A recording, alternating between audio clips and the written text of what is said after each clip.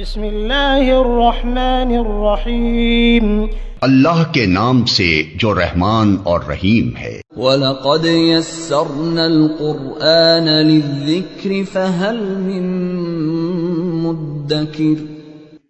ہم نے اس قرآن کو نصیحت کے لیے آسان ذریعہ بنا دیا ہے، پھر کیا ہے کوئی نصیحت قبول کرنے والا؟ بسم اللہ الرحمن الرحیم۔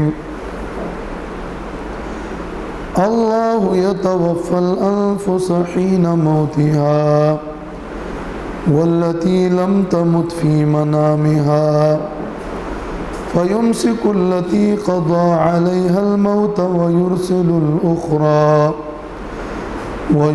الأخرى إلى أجل مسمى إن في ذلك لآيات لقوم يتفكرون۔ یہ سورۃ زمر کی آیت نمبر 42 ہے، اور یہ وہ 5ویں دلیل عقلی ہے جو اس سورت میں ذکر ہو رہی ہے۔ اور اللہ رب العالمین کی توحید، اللہ کی بندگی کو عقل عام کے دلائل سے ثابت کرنا دلیل عقلی کہلاتا ہے۔ اس آیت میں فرمایا کہ اللہ رب العالمین موت کے وقت روحوں کو قبض کرتا ہے۔ اللہ یتوفی الانفس، اللہ قبض کرتا ہے الانفس، جانوں کو، نفسوں کو، روحوں کو، حین موتہا، اس کے موت کے وقت۔ جب موت کا وقت آئے تو اللہ روحوں کو قبض کر لیتا ہے۔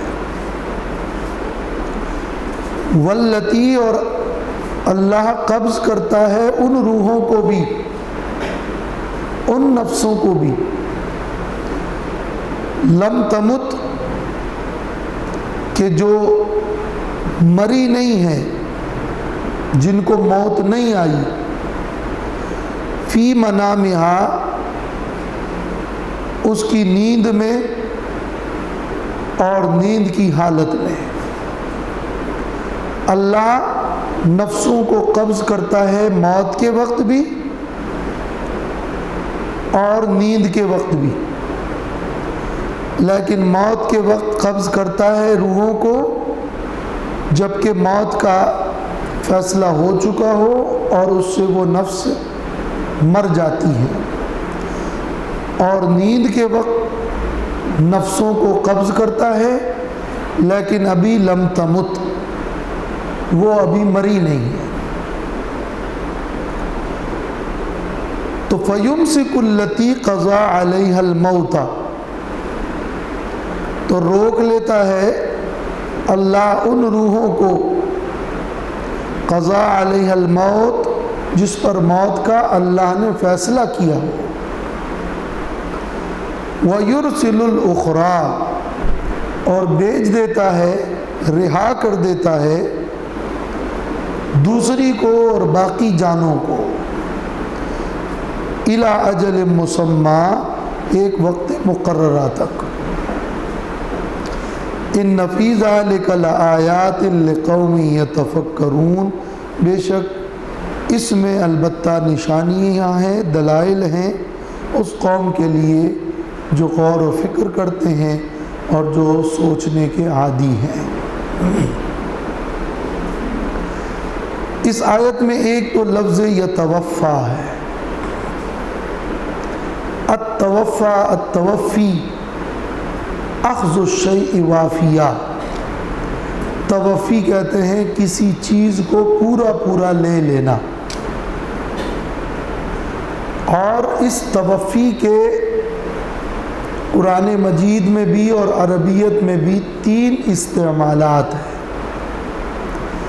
ایک استعمال تو یہ ہے کہ کسی کو پورا پورا لینا، عیسیٰ علیہ السلام کے لیے قرآن مجید میں ہے انی متوفیک، اللہ نے فرمایا کہ اے عیسیٰ میں تجھے پورا پورا لے رہا ہوں، یعنی روح اور بدن سمیت۔ دوسرا استعمال اس توفی کا ہے کہ توفی کہتے ہیں موت کو۔ اللہ یتوفی الانفس حین موتها، یہاں موت کا معنی ہے جسم کو لینا نہیں بلکہ نفسوں کو لینا مراد ہے، اور روح لینا۔ اور تیسرا معنی یتوفا کا ہے وَهُوَ الَّذِي يَتَوَفَّاكُمْ بِاللَّيْلِ، اللہ وہ ذات ہے جو تمہیں راتوں کو سلاتا ہے۔ تو سلانے کے لیے اور نیند کے لیے بھی لفظ توفی کا عربی میں قرآن میں استعمال ہے۔ اب یہاں اللہ یتوفی الانفس، اللہ لیتا ہے نفسوں کو، تو توفی کا اصل معنی تو پورا پورا لینا ہے، لیکن یہاں الانفس کا لفظ موجود ہے، جس سے یہ بات خود بخود معلوم ہے کہ وہ لینا کس چیز کا ہے۔ اللہ جانوں کو اور روحوں کو لے لیتا ہے۔ اب یہ جانوں اور روحوں کو لینا موت کے وقت بھی ہے اور نیند کے وقت بھی ہے۔ تو حین موتہا، یہ موت کے وقت نفسوں کا لینا ہے، اور واللتی لم تمت، جو نفس اور جو روحیں ابھی مری نہیں ہیں ان کے انفس کو لیتا ہے فی منامہا، ان انفس کے نیند کی حالت میں۔ اس آیت کے سمجھنے کے لیے تفسیر مدارک کی یہ عبارت امام نصفی نے فرمایا ہے کہ وَلِكُلِّ إِنسَانٍ نَفْسَانِ، ہر انسان کے لیے دو نفس ہیں، احداہما نفس الحیات، ایک اس کا نفس الحیات اور زندگی کا نفس ہے، جس سے اس کی زندگی ہے، ایک وہ نفس اور ایک وہ روح ہے انسان میں جس سے اس کی حیات ہے۔ اور یہ نفس الحیات وہی التی تفارق عند الموت، یہ وہ روح ہے، یہ وہ نفس ہے، یہ وہ جسم کے اندر جان ہے جو موت کے وقت اس جسم سے الگ ہو جاتی ہے، اس کو کہتے ہیں نفس الحیات۔ والاخرى نفس التمیز، اور انسان میں ایک نفس ہے جس کو نفس التمیز کہتے ہیں،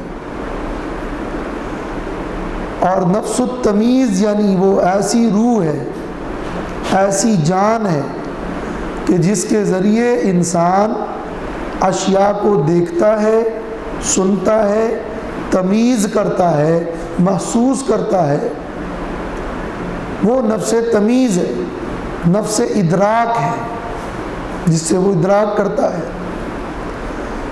وہی التی تفارق اذا نام، یہ نفس تمیز انسان سے اس وقت الگ ہو جاتی ہے جب وہ سو جاتا ہے۔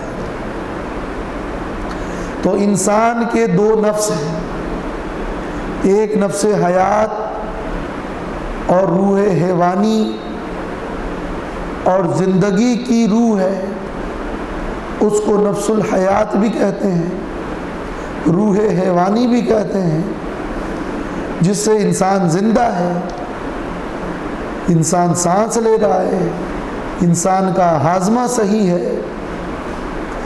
اور ایک نفس اور ایک روح اور ایک جان وہ ہے کہ جس سے وہ ادراک اور تمیز کرتا ہے۔ اب انسان جب سو جاتا ہے تو اس کی حیات ختم نہیں ہوئی، اس کی روح حیوانی تو اس کے اندر موجود ہے، وہ سانس لے رہا ہے، اس کا ہضم ہو رہا ہے، لیکن اس کی تمیز اور ادراک والی روح اور نفس التمیز وہ ختم ہو جاتا ہے۔ تو روح حیوانی اور نفس الحیات موجود ہے، لیکن نفس التمیز چلا گیا، اور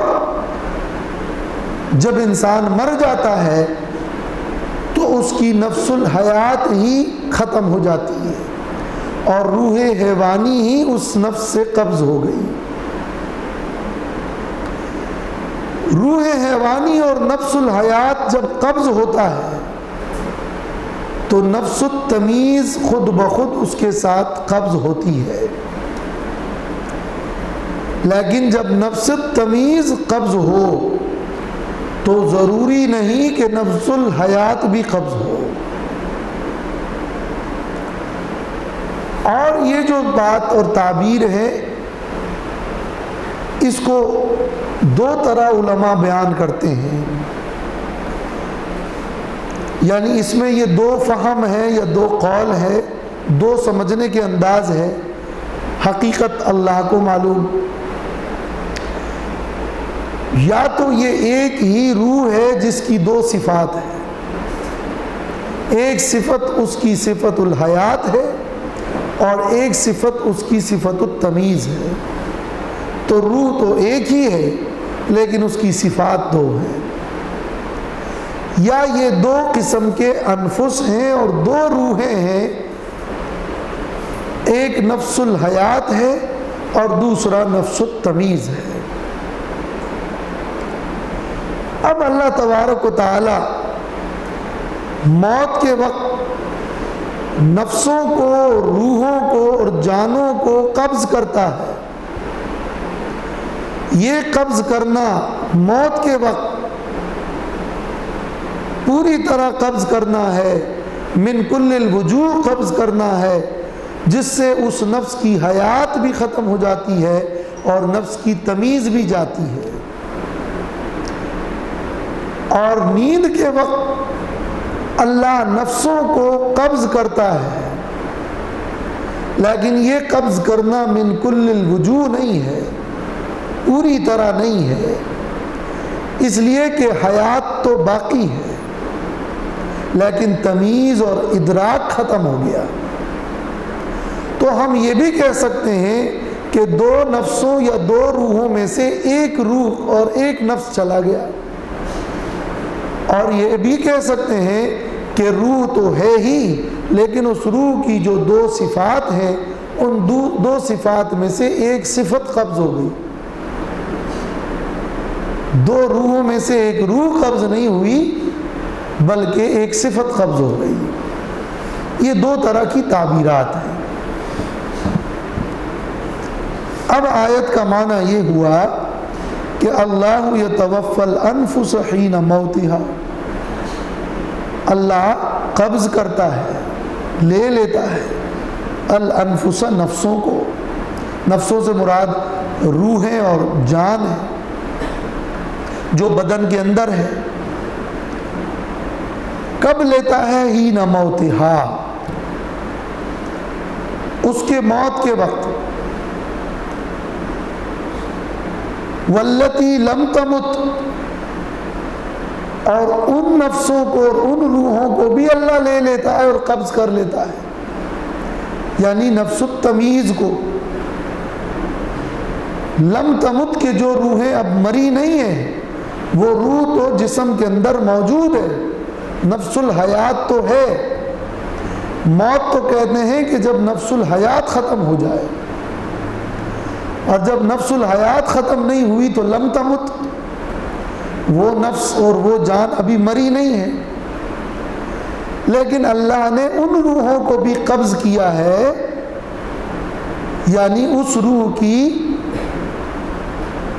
صفت تمیز کو ختم کیا ہے، یا نفس التمیز کو ختم کیا اور لے لیا ہے، جن کو ابھی موت نہیں آئی اور ان کی نفس حیات ختم نہیں ہوئی، ہی فی منامہا، اس کی نیند میں، نیند کی حالت میں نفس ادراک اور نفس تمیز ختم ہو جاتی ہے۔ تو فَيُمْسِكُ الَّتِي قَضَى عَلَيْهَا الْمَوْتِ، روک دیتا ہے اللہ اس نفس کو، اس روح کو، اس نفس تمیز کو، قضا علیہ الموت، جس پر اللہ نے موت کا فیصلہ کیا ہو۔ جب اللہ نے موت کا فیصلہ کیا ہے تو وہ جو نفس تمیز ہے، وہ نفس ادراک ہے، وہ لوٹ کر نہیں آتی، اور جب نہیں آتی تو یہاں کا نفس حیات بھی چلا جاتا ہے، تو وہ نفس تمیز نفس حیات کو بھی لے کے چلا جاتا ہے، اور یوں وہ دونوں قسم کے نفسوں سے یا دونوں قسم کی صفات سے محروم ہو جاتا ہے۔ وَيُرْسِلُ الْأُخْرَى إِلَىٰ أَجَلٍ مُّسَمًّى، اور اگر اس کی موت کا فیصلہ نہیں ہوا تو پھر اللہ اس دوسری کو، جو نفس تمیز ہے، اس کو اللہ بھیج دیتا ہے واپس۔ لیکن یہ واپس جو نفس آ جاتی ہے، یہ اس لیے نہیں کہ اب یہ دنیا میں ہمیشہ رہے گا، بلکہ الی اجل مسمى، ایک وقت مقررہ تک۔ پھر جب اس کی موت کا وقت آئے گا تو اس وقت مقررہ پر پھر اس کی نفس حیات اور نفس تمیز کو اللہ لے لے گا۔ نہیں، ابھی صبر کر رہا ہوں، میں آیت پہلے ختم کر لوں، اس کے بعد پھر سوالات۔ یہ تو اس آیت کے ظاہری معنی ہے، جس میں ہم نے بتایا کہ نفس یا نفس دو ہے، جیسے تفسیر مدارک کا حوالہ ہے، یا نفس کی دو صفات ہیں۔ آیت کا جو ظاہر ہے، اس سے تو یوں معلوم ہو رہا ہے کہ ایک وہ نفس الگ ہے اور وَيُرْسِلُ الْأُخْرَى، نفس تمیز الگ ہے۔ ظاہر سے تو یہ معلوم ہو رہا ہے کہ دو نفس ہیں۔ ایک سوال تو اس میں الانفس کے حوالے سے ہے کہ نفس اور روح کے اندر کیا فرق ہے۔ یہ توفا کے تو میں نے 3 معنی بتا دیے۔ نفس اور روح کے اندر کیا فرق ہے؟ تو چونکہ احادیث مبارکہ میں اور کثیر احادیث میں روح کے لیے نفس اور نفس کے لیے روح کا لفظ استعمال ہوا ہے، اس لیے تفسیر قرطبی میں ہے اور اکثر اہل علم کی رائے یہ ہے کہ وَالْأَزْهَرُ أَنَّهُمَا شَيْءٌ وَاحِدٌ، ظاہر یہ ہے کہ نفس اور روح ایک ہی چیز ہے۔ نفس کے تو کئی معنی ہیں، نفس کسی کی ذات کو بھی کہتے ہیں، لیکن روح کے معنی میں جب نفس استعمال ہو تو نفس اور روح، ان دونوں میں کوئی فرق نہیں، دونوں مترادفات ہیں، دونوں ایک چیز ہے۔ البتہ اس کے اندر جو فرق ہے وہ اعتباری ہو سکتا ہے، یعنی نفس کا لفظ عام ہے، تنفس جس چیز سے ہو وہ نفس ہے، چاہے تمیز اور حیات دونوں ہو یا صرف حیات ہو، لیکن جس چیز کے ذریعے تنفس ہے تو وہ نفس ہے۔ اور روح کا مطلب ہے کہ جس سے حیات ہو، نفس وہ ہے جس سے تنفس ہو، چاہے صرف حیات ہو یا تمیز اور حیات دونوں ہو، اور روح وہ جس سے حیات ہو۔ تو لفظ روح سے حیات اور لفظ نفس سے تنفس، اس کا اعتبار لے کر ہم کہہ سکتے ہیں کہ نفس اور روح ایک چیز ہے، بس ان دو الفاظ کا استعمال ہوتا ہے، اس اعتبار سے کہ انسان میں حیات ہے اس کو روح کہتے ہیں، اور اس اعتبار سے کہ انسان سانس لیتا ہے اور اس میں تنفس ہے اور یا اس میں تمیز ہے اس کو نفس کہتے ہیں۔ ایک اور انداز میں اس کا فرق یوں کر سکتے ہیں جو زیادہ منطبق اور راجح معلوم ہوتا ہے کہ جب آپ جسم کے اندر کی روح کو الگ تصور کرتے ہیں اور روح جسم سے نکل جائے تو اس کو روح کہتے ہیں، وہ الگ روح ہے، لیکن یہی روح جب جسم کے اندر ہو تو اس کو نفس کہتے ہیں۔ لفظ نفس اس کا اطلاق زیادہ تر اس وقت ہوتا ہے جب وہ جسم کے اندر ہو، اور جب جسم سے جدا اس کا تصور کیا جائے یا جسم سے جدا کر دیا جائے تو وہ روح ہے۔ باقی روح اور نفس دونوں مترادفات ہیں۔ تو اس آیت میں یتوفی الانفس، انفس اور روح دونوں کا مفہوم ایک ہے۔ روحوں کو اللہ قبض کرتا ہے، موت میں بھی قبض کرتا ہے اور نیند میں بھی قبض کرتا ہے۔ باقی حین موتہا میں یہ ہا ضمیر کا جو مرجع ہے یہ انفس کی طرف ہے، جس کا مطلب تو یہ ہے کہ اللہ نفسوں کو قبض کرتا ہے حین موتہا، ان نفسوں کی موت کے وقت۔ تو نفس تو روح ہے، تو اس کا مطلب ہے کہ روح کی موت کے وقت۔ اور واللتی لم تمت، اور جو نفس نہیں مرے، وہاں لم تمت کی ضمیر جو ہے وہ بھی انفس کی طرف راجع ہے۔ تو یہ روح کی موت کیا ہے؟ موت تو اصل میں جسم کی ہوتی ہے۔ موت کسے کہتے ہیں؟ جب روح الحیات جسم کے اندر نہ رہے تو اس کو موت کہتے ہیں۔ اور عام طور پر یوں کہا جاتا ہے کہ جب روح جسم سے نکل جائے تو اس کو موت کہتے ہیں۔ اب یہ موت اصل میں تو اس بدن کی موت ہے کہ اس بدن کے ساتھ جب اس کے اندر روح موجود تھی تو حیات تھی، اور جب وہ روح نکل گئی تو بدن کو موت واقع ہوئی۔ تو موت اس روح کا جسم سے الگ ہونا، یا موت حیات اور روح الحیات اور نفس الحیات کا ختم ہو جانا، اس کو موت کہتے ہیں۔ تو ظاہر ہے کہ وہ روح آ کر نفس کے اندر ہے۔ اب جب روح نفس اور جسم سے الگ ہو گئی تو جس طرح یہ موت کے لیے جسم کے لیے موت ہے تو اسی طرح یہ روح کی بھی موت کہلاتی ہے، اس لیے کہ وہ روح بھی تو جسم سے الگ ہی ہو گئی نا۔ تو جب دونوں ایک دوسرے سے الگ ہو گئی تو اصل تو موت اس جسم کی ہے کہ روح جسم سے الگ ہو گئی، لیکن یہ روح جب الگ ہوئی تو یہ ایک طرح اس روح کی بھی موت ہے۔ موت تو کہتے ہیں اس کو ہے کہ روح جسم الگ ہو جائے۔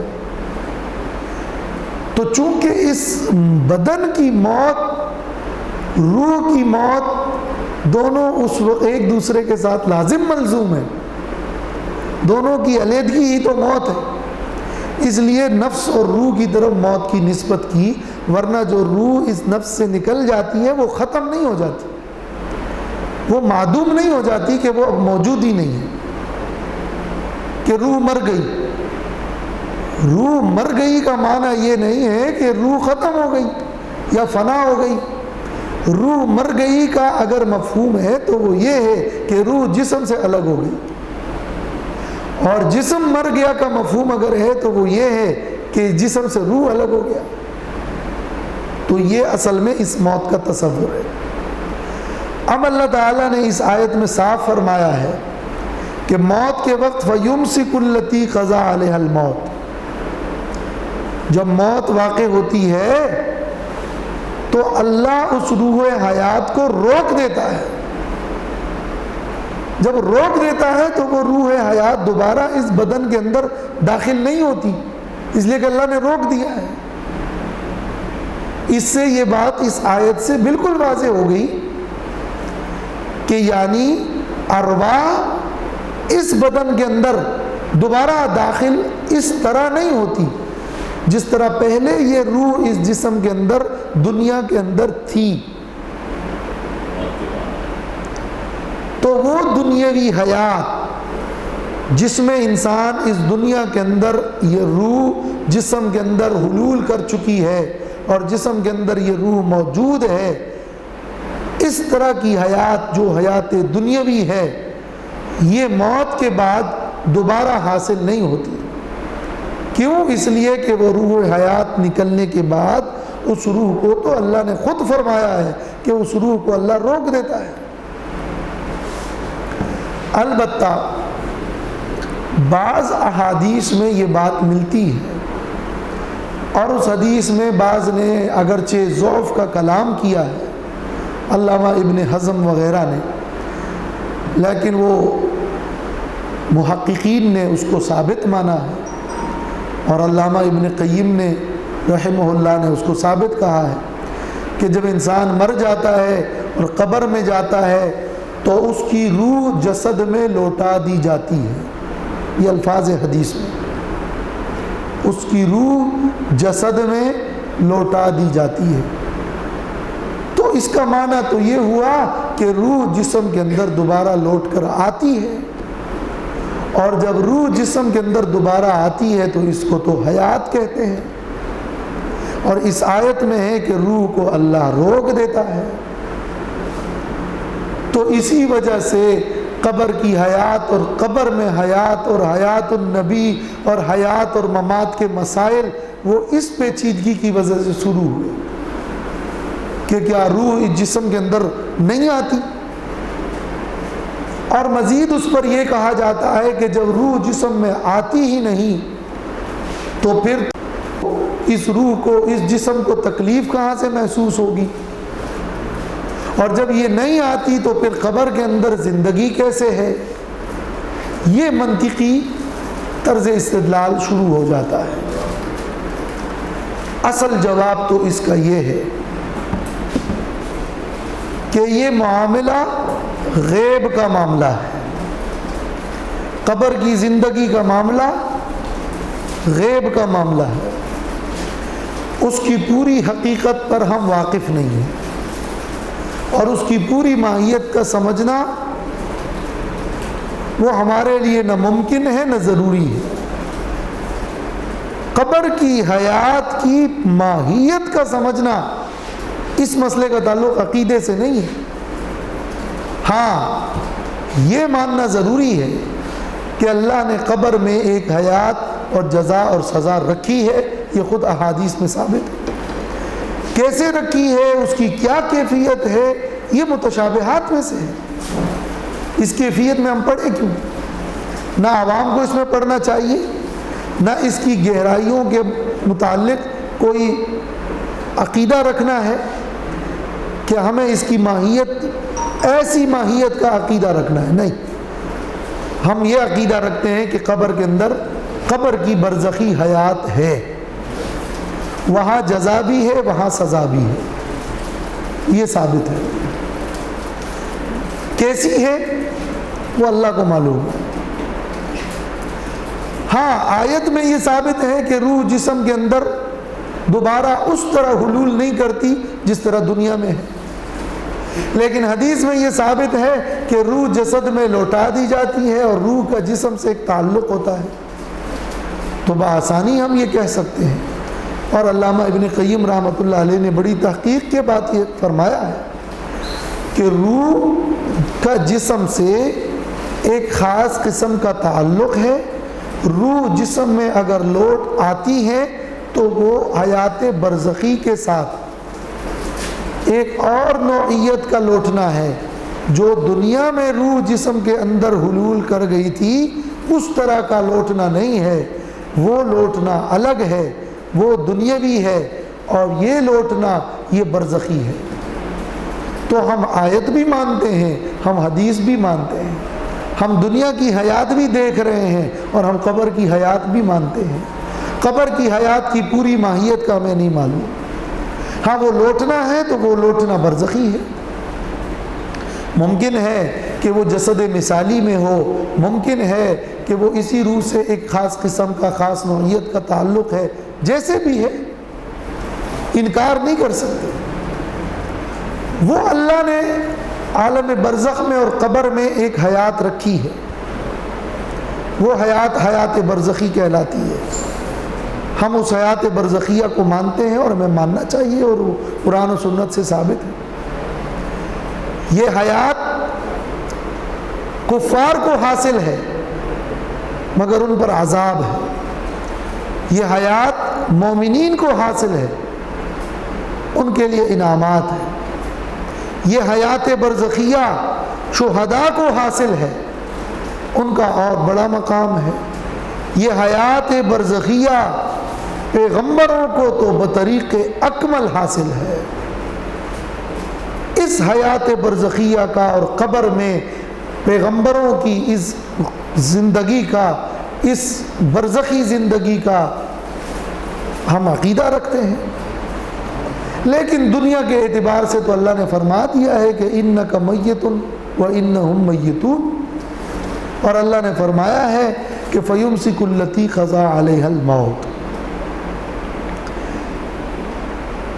یہ آیت جو اس مقام پر ذکر ہوئی ہے، یہ کوئی مسئلہ حیات و ممات بیان کرنے کے لیے نہیں ہوئی، یہ تو آیت کی ہم نے لفظی تحقیق کی کہ تاکہ آیت کا معنی بیٹھ جائے، مفہوم سمجھ آ جائے۔ آیت میں ایک تو یہ بتانا ہے کہ قادر مطلق اور کارساز اور علیم بکل شیء اور متصرف اور مختار اللہ ہے، اس لیے کہ اللہ ہی، لفظ اللہ اس کا عنوان ہے، اللہ ہی موت دیتا ہے اور اللہ ہی سلاتا ہے۔ موت اور حیات کا اختیار بھی اللہ کے پاس، اور نوم و یقظت، بیداری اور نیند کا اختیار بھی اللہ کے پاس، اور اس کا تم عام نظر میں مشاہدہ کر رہے ہو، لہذا متصرف اللہ ہے۔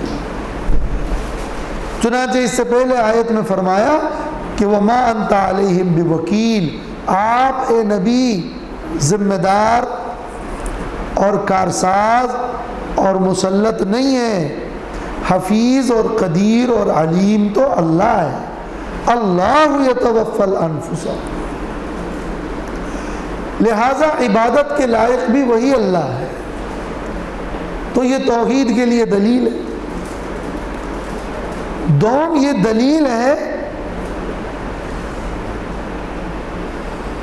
بعض بعد الموت کے لیے، کہ اگر تم کہتے ہو کہ ہم جب مر جائیں گے تو دوبارہ کیسے زندہ ہوں گے، تو کیا تمہارے سامنے نیند کی دلیل ہے نہیں؟ اس نیند میں بھی تو انسان کی ایک قسم کی روح نکل جاتی ہے، پھر لوٹ آتی ہے، پھر وہ سو جاتا ہے، پھر وہ بیدار ہوتا ہے۔ تو موت و حیات کا یہ سلسلہ روز چلتا ہے۔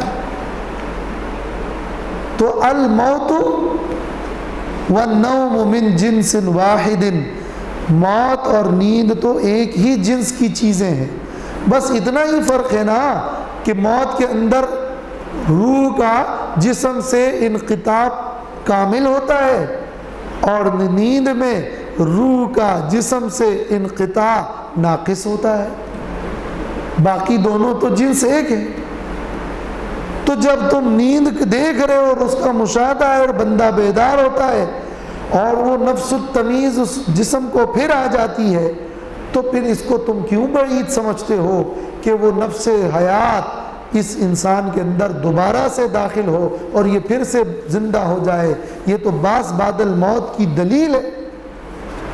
تو عقیدہ آخرت اس کے لیے اس کو بطور دلیل پیش کیا. بیان کرنا مقصد ہے عقیدہ توحید اور عقیدہ آخرت. اور یہی وجہ ہے کہ جب انسان سوتا ہے تو نیند کی دعا کیا ہے؟ اللہم بسمک اموت و احیا. اے اللہ تیرے نام سے ہی میں مرتا ہوں اور میں زندہ ہوتا ہوں. یعنی میں سوتا ہوں اور میں جاگتا ہوں. یہ موت و حیات یہاں تو سونے اور جاگنے کے معنی میں. اسی طرح جب بیدار ہوتا ہے تو الحمدللہ الذی احیانا بعدما اماتنا والیہ النشور. یہ بخاری کی حدیث ہے. تمام تعریفیں اس اللہ کے لیے ہیں جس نے مجھے زندہ کیا میری موت کے بعد، یعنی میری نیند کے بعد مجھے بیدار کیا، اور اس اللہ کی طرف ہی جانا ہے اور اٹھنا ہے، اور بعث بعد الموت ہے. تو یہ بعث بعد الموت کی دلیل کے لیے ذکر ہوا. پھر پچھلی آیت سے اس کا جو ربط ہے اس اعتبار سے اس میں ایک تیسرا سبق بھی ہے. سبق کی باتیں اس آیت میں یہ ہے. اللہ نے فرمایا فمن اہتدی فلنفسہ ومن ضل فانما يضل علیہا. جس کو اللہ جو ہدایت پا گیا وہ اپنے لیے ہدایت پا گیا، جو گمراہ ہوا گمراہی کا وبال اس پر ہے. ہدایت اور گمراہی اللہ کے اختیار میں ہے. جس طرح موت اور حیات اللہ کے اختیار میں ہے، نیند اور بیداری اللہ کے اختیار میں ہے. اللہ ہی ہے جو موت دیتا ہے، تو اللہ ہی ہے جو گمراہ کرتا ہے. اللہ ہی ہے جو زندہ کرتا ہے، اللہ ہی ہے جو ہدایت دیتا ہے. اللہ ہی ہے جو سلاتا ہے، اللہ ہی ہے جو گمراہ کرتا ہے.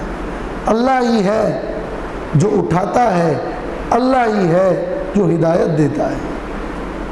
تو ماقبل کے ہدایت و ضلال کی ایک نظیر ہے، محسوس نظیر ہے جو اس آیت میں بیان ہوئی ہے.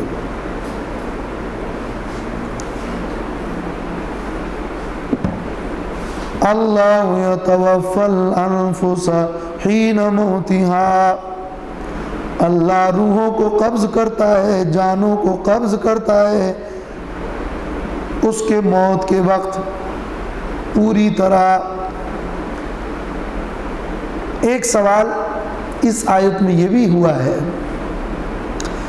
اللہ تعالیٰ نے سورۃ السجدہ کی آیت نمبر 11 میں فرمایا ہے کہ قُلْ يَتَوَفَّاكُمْ مَلَكُ الْمَوْتِ. کہہ دیجئے کہ تمہاری روح قبض کرتا ہے ملک الموت، موت کا فرشتہ، ملک الموت. اور سورۃ الانعام میں تو صرف ایک ملک الموت کا ہی ذکر نہیں ہے. آیت نمبر 61 میں ہے حَتَّى إِذَا جَاءَ أَحَدَكُمُ الْمَوْتُ تَوَفَّتْهُ رُسُلُنَا. جب موت کا وقت آتا ہے تو ہمارے فرشتے روح قبض کرتے ہیں. اور یہاں ہے کہ اللہ یتوفی الانفس، اللہ ہی روح قبض کرتا ہے. تو ان آیات میں کوئی ٹکراؤ تضاد نہیں ہے. کہتے ہیں بن الامیر المدینہ، بلاغت کی کتابوں میں امیر نے اور حاکم نے شہر بنایا تو وہ خود اپنے ہاتھوں سے کوئی سیمنٹ اور اینٹیں لے کر تو اس نے نہیں بنایا، لیکن بنانے کا حکم دیا. اور کچھ لوگ بنانے میں معاون ہیں، کچھ بنا رہے ہیں، کچھ معاون ہیں، کچھ نے حکم دیا ہے. سب کے لیے کہہ سکتے ہیں کہ انہوں نے بنایا. تو اللہ نے حکم دیا ملک الموت کو اور دوسرے فرشتے اس کے معاون ہیں. تو اللہ نے روح قبض کی، فرشتے نے کی اور فرشتوں نے کی. یہ ساری باتیں بلاغت کے اعتبار سے منطبق ہے. تو امام راضی نے تفسیر کبیر میں یہ سوال ذکر کر کے فرمایا کہ المتوفی فی الحقیقت هو اللہ، وفات کرنے والا تو حقیقت میں اللہ ہی ہے، الا انہ تعالی فوض فی عالم الاسباب کل نوع من انواع الاعمال الى ملک، مگر اللہ نے اس عالم میں فرشتوں کے بہت سے کام حوالے کیے ہیں، جو فرشتے اپنے اختیار سے کچھ نہیں کرتے، کرنے والی ذات تو اللہ کی ہے، وہ تو صرف ڈیوٹی پر مامور ہے، جو اس کو حکم ہے وہ وہی کرتے ہیں، نہ وہ کسی کو کچھ دے سکتے ہیں نہ لے سکتے ہیں، وہ صرف ڈیوٹی بجا لاتے ہیں، دینے والی ذات بھی اللہ کی ہے، لینے والی ذات بھی اللہ کی ہے، مانگنا بھی اس سے، عبادت بھی اس سے، اختیار بھی اللہ کے پاس۔ فرشتے اس عالم اسباب میں اس نظم کو اللہ کے حکم کے مطابق چلا رہے ہیں، اللہ کے حکم سے سر منہ انحراف نہیں کر سکتے، یہ ہے توحید۔ اللہ یتوفی الانفس حین موتها واللتی، اور اللہ قبض کرتا ہے ان روحوں کو بھی، ان نفسوں کو بھی،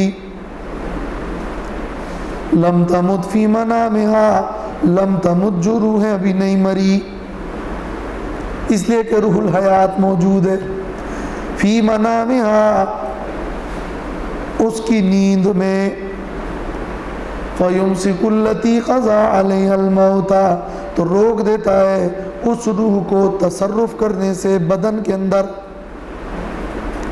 بدن میں اب وہ تصرف نہیں کر سکتی وہ روح، تو روح بدن میں واپس نہیں آتی، ہاں الا یہ کہ نصوص میں ثابت ہو کہ روح جسم میں آئی ہے، اگر کسی حدیث میں، آیت میں کسی مقام پر خلاف عادت بطور معجزہ ثابت ہو، جیسے کہ ثابت ہے اللہ نے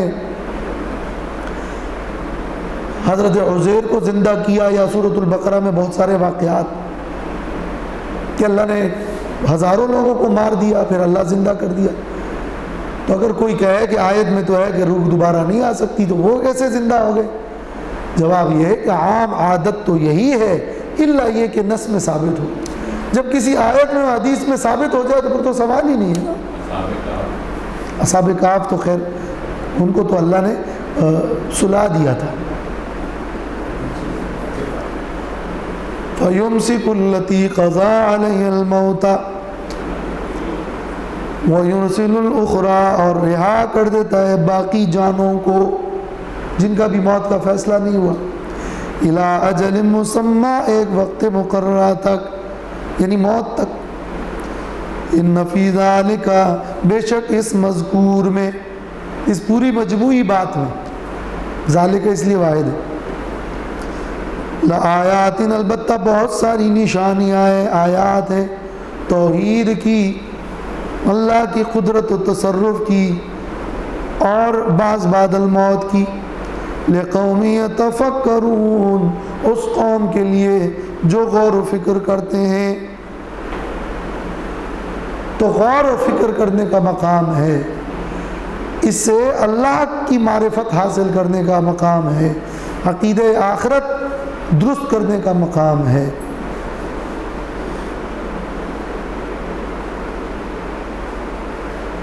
ام اتخذوا من دون اللہ شفعاء، یہ میرے خیال میں آئندہ انشاءاللہ پڑھیں، وآخر دعوانا الحمدللہ۔ معلوم باتوں کو لے لو اور ان سے اعتقادی پہلو نکالو، یہ غور ہے۔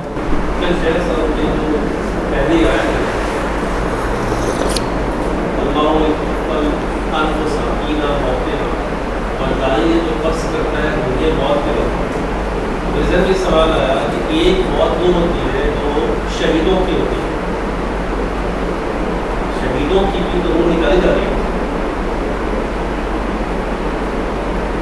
بات ہے کہ انہیں موت نہیں آتی، وہ زندہ ہے، اس کا تصور نہیں ہے۔ اللہ نے یہ نہیں فرمایا کہ انہیں موت نہیں آتی، اللہ نے فرمایا انہیں مردہ نہیں کہو، یعنی اس لیے نہیں مردہ کہو کہ وہ ان کو موت نہیں آئی، بلکہ آیت میں تو یہ ہے وَلَا تَقُولُوا، مت کہو لِمَن يُقْتَلُ، لِمَن یقتل، ان کو جو قتل کیے جائیں.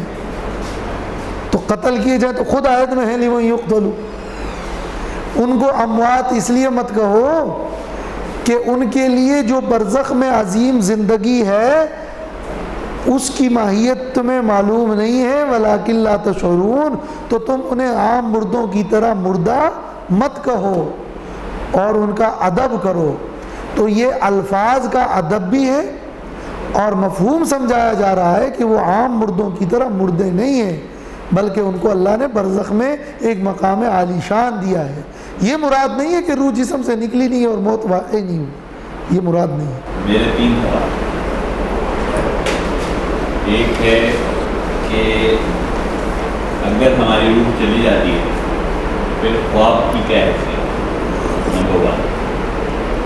دوسرا سوال یہ ہے 1 بائی 1 ہی کر لیتے ہیں. روح جو جسم سے نکلتی ہے تو خواب کی کیا حیثیت ہے؟ ظاہر ہے کہ روح نکلتی ہے تو مر تو نہیں جاتا، نیند ہی کی حالت میں خواب کی بات ہو رہی ہے. اگر روح الحیات نکل گئی تو پھر تو خواب ہے ہی نہیں نا، پھر تو وہ مر گیا. اگر روح الحیات نہیں ہے، وہ روح تمیز ہے، تو اس کا مطلب تو اور زیادہ خواب والے معنی پر روشنی پڑتی ہے. جیسے عبداللہ ابن عباس سے اسی آیت کے ذیل میں قرطبی نے قول نقل کیا ہے کہ حالت نیند میں وہ روح تمیز نکل گئی تو وہ جا کے سفر کرتی ہے عالم البالا میں اور عالم غیب میں، اور جو روح الحیات ہے اور نفس کے اندر حیات ہے وہ موجود ہے. وہاں سے اب وہ عالم غیب کی طرف اگر متوجہ ہو کر کچھ دیکھتا ہے، کچھ عالم مثال کی خبر لیتا ہے، جب وہ بیدار ہوتا ہے اس کی وہ روح تمیز واپس آتی ہے. اب اس کو اس عالم الغیب سے وہ چیزیں کچھ یاد رہتی ہیں. تو اگر اس وقت اس پر غلبہ عالم الغیب کا ہی ہو اور اس کی جہت اس روح کی عالم غیب کی طرف ہی کامل ہو تو وہ خواب سچا ہوتا ہے. اور اگر اس روح کا واپسی کے وقت یا اس جان ہی کی طرف اور اسی نفس کی طرف ہی اس کا رجحان زیادہ غالب ہو تو پھر وہ اسی نفس کا خواب دیکھ کر وہ اس کا عالم غیب سے خبر اور الہام کا کوئی تعلق نہیں ہوتا. تو اس کا معنی یہ ہے کہ تمیز والی روح جا کر گویا کہ چیزوں کو حاصل کرتا ہے. یہ بھی اس آیت سے اس کی روشنی پڑتی ہے. ایک سوال ادھر یہ ایبسٹریکٹ تھنکنگ ہے. میرے ذہن میں تصور یہ ہے کہ روح کو موت نہیں آتی. روح جو ہے وہ ایک ایسی چیز ہے جو فنا نہیں آتی یا موت نہیں آتی؟ موت نہیں ہے، فنا بھی نہیں ہے، وہ موت بھی نہیں ہے. اچھا، فنا اور موت میں کیا فرق ہے؟ مطلب کمپلیٹ انائلیشن از فنا. ختم نہیں ہوگی کبھی. ختم تو نہیں ہوگی، وہ فنا تو چھوڑ دیں. اب موت کیا ہے؟ موت صرف جسمانی وہ جو زمینی جسم ہے موت اس کو واقع ہے. ٹھیک ہے، روح کو موت واقع ہے. ٹھیک ہے. تو یہ جو روح جسم سے نکل گئی اس کو آپ موت نہیں کہتے. جسم تو مر گیا، فزیکل باڈی جو ہے انسان، لیکن روح جو ہے جی آپ کہتے ہیں روح کو موت کا سوال ہی ختم ہو گیا، اس لیے کہ روح تو آپ کے پاس ہے ہی نہیں جو آپ کہیں کہ اس کو موت آئی اس کو نہیں آئی. روح تو ویسے بھی چلی گئی. اللہ تعالیٰ نے ٹھیک ہے، اللہ کی چیز تھی اوپر سے آئی تھی، اس کے حکم سے اور چلی گئی. بس آپ یہ لفظ کی بات ہو گئی نا. اگر روح جسم سے نکلنے کو موت کہتے ہیں تو یہ جس طرح جسم کو آئی اس طرح روح کو بھی آئی. اگر جسم سے نکلنے کو موت ہی نہیں کہتے، روح کا جسم سے نکلنے کو موت ہی نہیں کہتے اور یہ آپ کی اصطلاح ہے تو اس اصطلاح کے اعتبار سے روح کو موت نہیں آتی. تو یہ تو ایک اصطلاح والی بات ہو گئی. روح کو موت نہیں آتی کا یہ معنی تو نہیں ہو سکتا کہ یعنی روح جسم سے نہیں نکلتی. موت irreversible process ہے. اس کو یہ جو محاورہ چل رہا ہوتا ہے نا موت کے منہ سے آ گیا، یہ بہت کمزور پڑ گیا. یہ سب سننے کے بعد آپ کو یہ irreversible process ہے جو اس سے گزر گیا نا، مطلب اس کے بعد ایک حیثیت موتی ہے. یہ نہیں ہے کہ وہ کہہ دیں کہ یار ہاں موت آ گئی تھی بچ گئے. irreversible process ہے. نہیں، یہ آپ الٹ کہہ رہے ہیں. حیات مستقل ہے، موت مستقل نہیں ہے. موت تو آ گئی لیکن حیات یہاں سے وہاں چلی گئی. منتقل ہو گئے، انتقال، اسی لیے اس کو انتقال کہتے ہیں. مطلب بیسیکلی میرے ذہن میں یہی کانسیپٹ ہے کہ اور اسی لیے جیسے سوال و جواب ہوگا، قبر میں سوال و جواب ہوگا نہیں ہوگا؟ مطلب یقیناً ہوگا، تو وہ کس سے ہوگا؟ اصل میں یہ جو فنا کا معاملہ ہے سر، ابھی میری بات بتا رہا ہوں جی، تو سوال یہ سوال و جواب تو ان دونوں کو ملا کر جو بھی اللہ تعالیٰ، ظاہر بات ہے کہ وہ ہے برزخ کا معاملہ ہے، ایگزیکٹلی ہم کچھ بھی نہیں بول سکتے، لیکن جتنا رسول اللہ نے بتایا ہے اس کے حساب میں جیسے حضرت عمر پوچھتے ہیں کہ میری کیا حالت ہوگی، قبر میں میری کیا حالت ہوگی، تو رسول اللہ نے کیا جواب دیا؟ بالکل ایسے ہی ہوگی جیسے اس آیت میں ہی نہ موتہا، ہی نہ موتہا، اس کے موت کے وقت، کس کے موت کے وقت؟ جسم کی، اچھا تو ہا ضمیر راجع وہ جو ہماری ہا ضمیر مؤنث ہے نا؟ متاع قلیل، یہ نہیں، سوری میں یہ نہیں بولنا چاہیے، بلکہ یہ جسمانی، یہ جو ہمارا فزیکل باڈی ہے اس کی ایک لمیٹڈ، یہ جو ہے یہ ہے آپ کی ہینا موت کی حالت. تو یہ ہا ضمیر کا مرجع کیا ہے؟ یہ فزیکل باڈی، تو فزیکل باڈی پہلے ذکر نہیں ہوا، ذکر الانفس ہوا ہے. اچھا الانفس جو ذکر ہوا ہے اس میں یتوفى الانفس ہے نا، تو قبض کرتا ہے کس کو؟ انفس کو قبض کرتا انسان بنتا ہے روح اور جسم کے ملاپ سے. ہے. اس آیت میں الانفس سے کیا مراد ہے؟ دونوں مراد ہے. جسم، اور تو جسم میں جب آپ روح ایڈ کریں گے تو پھر انسان بنتے ہیں. اس آیت میں الانفس سے جسم تو مراد ہو ہی نہیں سکتا، اس لیے کہ جسم تو ہے، اللہ لے لیتا ہے جانوں کو، روح کو، نہ جسم کا کوئی معنی کسی نے کیا. ہاں یہ بات آپ کی صحیح ہے کہ نفس جسم کے معنی میں استعمال ہوتا ہے، یہ بات صحیح ہے. وہ کیسے؟ ان النفس بالنفس والعین بالعین، وہاں روح کے بدلے نہیں ہے، وہاں جسم کو جسم کے بدلے قصاص کیا جائے گا. ایک آپ کا جسم ہے، ایک فزیکل باڈی ہے جو اس زمین کی پیداوار تھی اور اسی زمین میں واپس لوٹا. ٹھیک ہے، یہ سوال ہو گیا. اس میں تو میں نامحا کی ضمیر والا مسئلہ جو ہے وہ آپ کی طرف سے بالکل بھی حل نہیں ہوا. ہاں آپ کی طرف سے میرے پاس اس کا ایک جواب ہے آپ کی طرف سے. وہ جواب یہ کہ الانفس میں تو نفس اور روح ہی مراد ہے، لیکن جب اس کی طرف ہا ضمیر راجع ہوئی تو پھر الانفس کا وہ معنی روح والا مراد نہیں ہے، پھر اس کا معنی جسم ہے.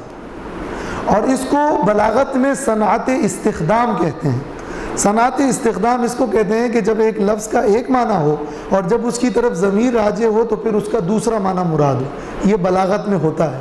تو اگر ہا ضمیر کا مرجع الانفس جسم کے معنی میں ہو تو وہ اس طرح درست ہو سکتا ہے کہ الانفس سے تو مراد جان ہی ہے، لیکن جب ضمیر راجع ہو گئی تو پھر مراد جسم. یہ ٹھیک ہے، لیکن دیکھیے فزیکل آبزرویشن کیا ہے، آپ جب سوتے ہیں تو تھوڑی دیر کے لیے شروع کی جو نیند ہوتی ہے نا وہ لائٹ ہوتی ہے اور آپ اویئر ہوتے ہیں اپنے انوائرمنٹ سے. پھر ایک نیند ایسی آتی ہے کہ پھر آپ you don't know where you are, اور پھر آپ اسی حالت میں اٹھتے ہیں بالکل as it is. That is where your you know you went. Sir دیکھیں آپ کا جو سوال ہے یہ ہے کہ جب موت آتی ہے تو یہ جسم مر جاتا ہے مگر روح باقی رہتی ہے، روح کو فنا نہیں ہے. یہ غلط کرنا ٹھیک ہے نا، روح کو موت نہیں رہتی. جہاں ایک سوال ہے سورہ رحمان کی طرف آیت ہے کہ تمام کلو فان کی ہر چیز فنا سے نبھانے والی ہے. جب کا جو اللہ کرا اور آپ اس کی تعریف کریں گے. میں نے آغاز میں پڑھا ہے کہ یہ میں نے سنا ہے کہ اللہ تعالیٰ ملا کر ملک الموت کی موت دے دے گا اس کو. پھر فنا تو پھر بالکل بھی فنا ہے. جی اللہ کی ذات. اس کا معنی یہ ہوا، بالکل بہترین طرز استدلال ہے. اگر کہ فنا کا مطلب کیا ہے اور موت کا مطلب کیا ہے. جب بھی ہم کسی چیز پر حکم لگاتے ہیں تو سب سے پہلے اس چیز کی تعریف آپ کے ذہن میں کیا ہے. اگر تعریف ذہن میں یہ ہے کہ روح کا جسم سے نکلنا یہ روح کی موت ہے تو وہ ہر کوئی مانتا ہے کہ موت ہے. اگر تعریف یہ ہے کہ نہیں، موت یہ ہے کہ وہ چیز ختم ہی ہو جائے بالکل لیا، بالکل یہ نہیں ختم ہوگی کیونکہ اللہ تعالیٰ اس کو دوبارہ پیدا کر دے، دوبارہ پیدا کر. ٹھیک ہے، اب یہ جو تعبیرات ہے نا، اب اس آیت میں کہ کل من علیہا فان، سب کو فنا ہے، سب ختم ہو جائے گی، وہ کس مفہوم میں فنا ہے؟ یعنی لفظ فنا کی بھی تعبیرات ہیں. اور آپ والے معنی کے اعتبار سے تو ہم کہتے ہیں یہ جسم جو گیا اس کے اجزاء گئے تو یہ اجزاء بھی فنا نہیں ہوئے. جسم اچھا مٹی میں چلی گئی لیکن کیا یہ اجزاء بھی ختم ہو گئے؟